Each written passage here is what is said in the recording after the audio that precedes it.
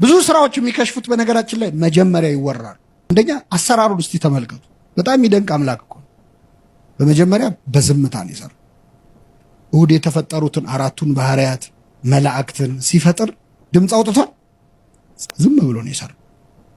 ከዛ ብርሃንን ግን ሲፈጥር መላእክትን ከፈጠረ በኋላ ስለሆነ ብርሃን ይሁን አለ። ምን ይሁን?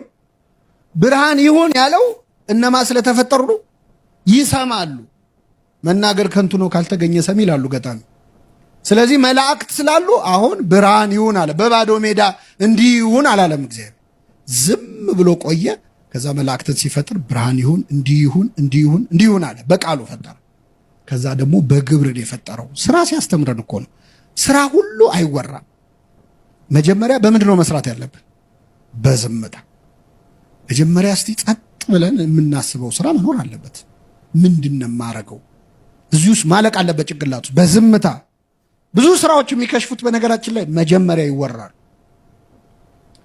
መጀመሪያ ይወራል እና ይደክመሃል። አንዳንድ አሳ ሳትይዝ አሳ ጠብሳለሁ አትበል ይባላል። ዛሬ የራት ጥብስ ነው ይላል። ገና እኮ አላጠመደም አሳ። እንደዚህ አይነት ችግር አለብን እኛ። አንድን ስራ ሳንሰራው እናወራዋለን። ጭንቅላታችን ደግሞ የሰራና ያወራውን አይለይም።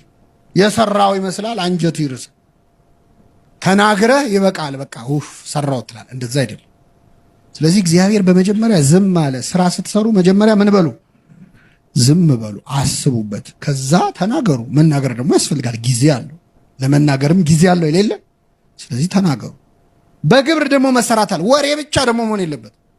አንዳንዴ ወረድ ብሎ አፈር ማንሳት ያስፈልጋል። ጭቃ ማንሳት ያስፈልጋል። አምላክ ሆኖ ጭቃ አልተጸየፈ ማለት አንዳንድ ስራዎች ተዋርደ ዝቅ ብለ መስራት ያለብህ ስራዎች አሉ። አሳየን ሁሉንም።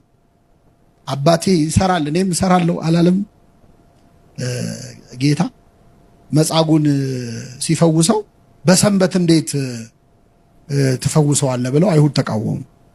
አባቴ ይሰራል በሉ እስኪ። እኔም እሰራለሁ። አባ ጊዮርጊስ ዘጋስጫ ምን ማለቱ ነው? አባቴ ይሰራል ሲል አልጋን ተሸክመ ይል ዘንድ እግዚአብሔር በሰማይ መጻጉ አግኝቷል ይላል። በሰማይ በሽተኛ አለ የለም። አባቴ ይሰራል ማለት እግዚአብሔር አብ ሰንበት እየጠበቀ ዓለምን ማስተዳደሩን ያቆማል። እግዚአብሔር ሰንበት እየጠበቀ አምላክነቱን ያቆማል። ስለዚህ አባቴ ይሰራል እኔም ምን እላለሁ? እሰራለሁ አለ። ክርስቶስም የማይደክመው ሰራተኛ ነበር። መች አረፈ? መች አረፈ? ቀን የለ ሌሊት የለ። ቀን ላይ በጠራራ ፀሐይ ሄዶ ያስተምራል ሳምራዊቷን ሴት። ሌሊት ላይ ኒቆዲሞስን ያስተምራል። መች አረፈ? ጠዋት ተነስቶ ይጸልያል። ሞቶ ራሱ መች አረፈ? መስቀል ላይ ሆኖ ይለምናል። የሚያደርጉትን አያውቁምና ምን በላቸው? እንደው አሁን እንኳን ተንፈስ ልበል አለ። እነኋት እናቱ እነሆ ልጅሽ ይላል። ከዛ ከሞተስ በኋላ ሲኦል ሄዶ ወንጌልን ሰበከላቸው፣ ነፃ ወጣቸው። አላረፈ። ሁሌ ይሰራል። ስለዚህ እያንዳንዱን ስራ እንድንሰራበት ይፈልጋል።